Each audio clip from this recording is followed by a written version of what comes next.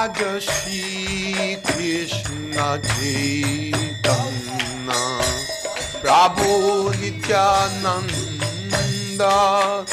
Shri Advaita Gadadhar Shivasri Gaur Bhakta-vindam Shri Krishna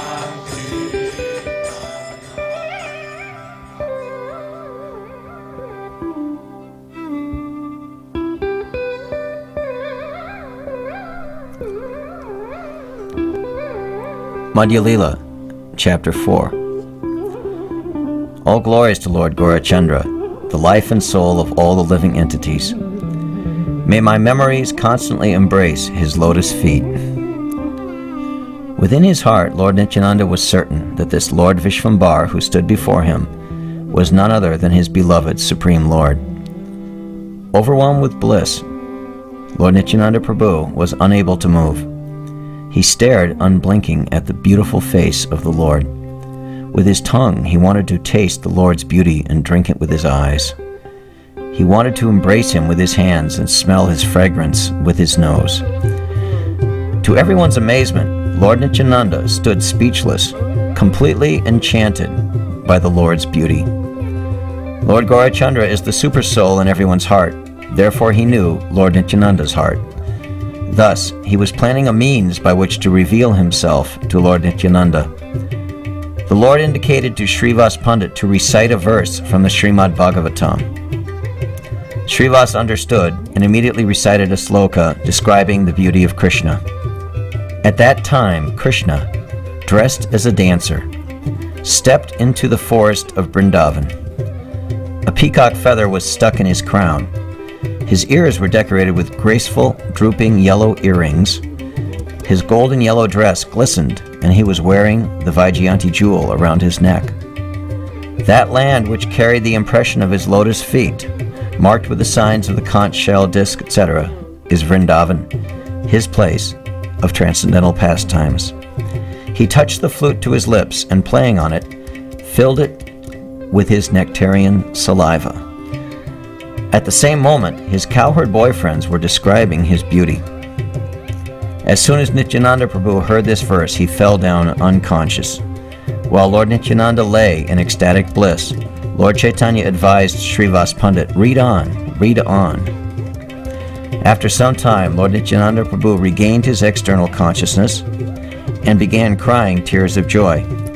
The more he heard the verses, the more it increased his mad love for Krishna. His ecstatic roaring filled the universe and pierced through the covering of this material world. Lord Nityananda jumped down, crashing to the ground, and everyone thought that the bones of his body were smashed. Seeing this, the Vaishnavas became very afraid and loudly uttered, "Krishna, please save him. Krishna, please save him." Lord Nityananda rolled on the ground, his body covered with tears of love. Long and frequent sighs escaped his mouth, and he looked deeply into Lord Vishvambar's face. Lord Nityananda felt great ecstasy, and often he laughed out loud. Sometimes he jumped and danced, sometimes he wrestled, and other times he hung his head quietly. Lord Gaurachandra and all the devotees began to cry in joy, seeing such total absorption and madness in love of Krishna. It became impossible for the Vaishnavas to hold Nityananda Prabhu still. When the devotees failed, Lord Vishvambar held Nityananda Prabhu in an embrace. As soon as Lord Nityananda was embraced by Chaitanya, he immediately became still. The Lord, who he was totally surrendered to, now embraced him. So Nityananda Prabhu allowed himself to be held without endeavor. Lord Chaitanya flooded Lord Nityananda with ecstatic tears of love. Lord Nityananda Prabhu was afflicted by the arrow of ecstatic love of God, and Lord Chaitanya held him just as Lord Ramachandra had held Lakshman when he lay unconscious, drained of all strength. Both Lord Nityananda and Lord Chaitanya wept, overwhelmed with joy. The intensity of love between Lord Chaitanya and Lord Nityananda Prabhu can be properly described only by the example of the loving relationship between Lord Ramachandra and Lakshman. When Lord Nityananda came out of his ecstatic trance, all the devotees began loudly chanting Lord Hari's name. Vishvambar was embracing Nityananda Prabhu, and Gadadhar Pandit smiled, thinking how their lordships' roles had changed. He thought, Lord Nityananda Prabhu, as Ananta Shesh, renders service to Lord Vishvambar by becoming the bed on which Lord Narayan always rests. But today his pride as a servitor has been broken, and he lies in Lord Vishvambar's embrace. Gadadhar Pandit was well aware of Lord Nityananda's potencies, and the Supreme Lord Nityananda Prabhu knew the innermost thoughts of Gadadhar Pandit. All the devotees were jubilant on meeting Lord Nityananda, and their minds were steeped in thoughts of him. The ecstasy that Lord Vishvambar and Lord Nityananda experienced in meeting each other was impossible to be expressed through words. But it found expression in the continuous tears of joy from their eyes that drenched the earth.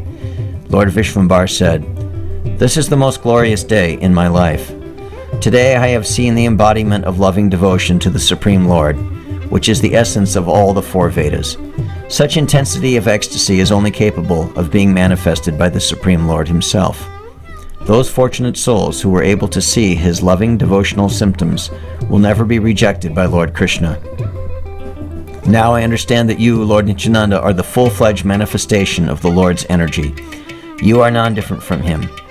The living entities can get loving devotional service at the lotus feet of Krishna simply by worshipping you. You purify the entire cosmic manifestation, and your transcendental nature is inconceivable, incomprehensible, and esoteric. You are the personification of the highest ecstatic love of God. Even a moment's association with you can dissolve millions and millions of sins.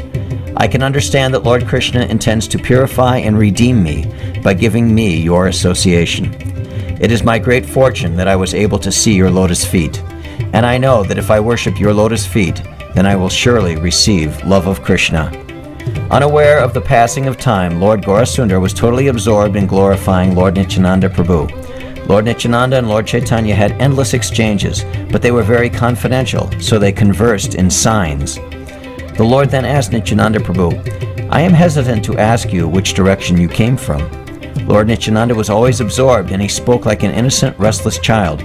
He understood that Lord Chaitanya had descended to this material world. Thus, when he replied, he did so with folded hands and great humility. He had felt very ashamed and shy when Lord Vishvambar was glorifying him, and so through gestures, words, and indications, he explained everything in detail. Lord Nityananda Prabhu said, "I extensively toured all places of pilgrimage, but I could see only the place and not Krishna, the Supreme Lord. I asked some good people why their altars were standing empty. 'I do not see him in his own place,' I said. 'Where is Krishna? Where did he go?' They all replied, 'Krishna has gone to Godadesh, Bengal.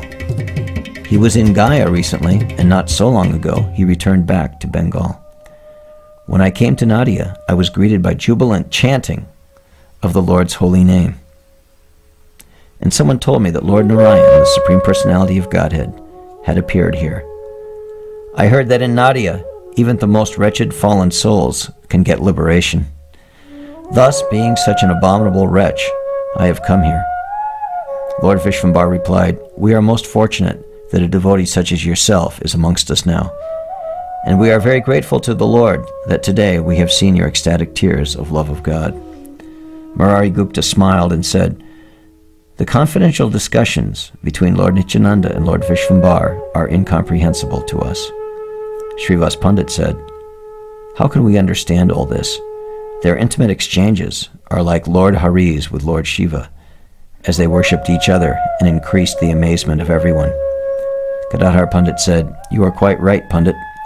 They seem to be exactly like Lord Ramachandra and Lakshman." Another Vaishnava said, "They look as if they are two cupids." Someone else said, "They are Lord Balaram and Lord Krishna."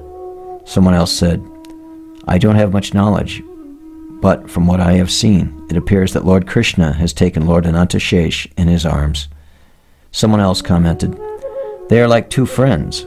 Their loving, affectionate exchange is just like the relationship between Krishna and Arjuna."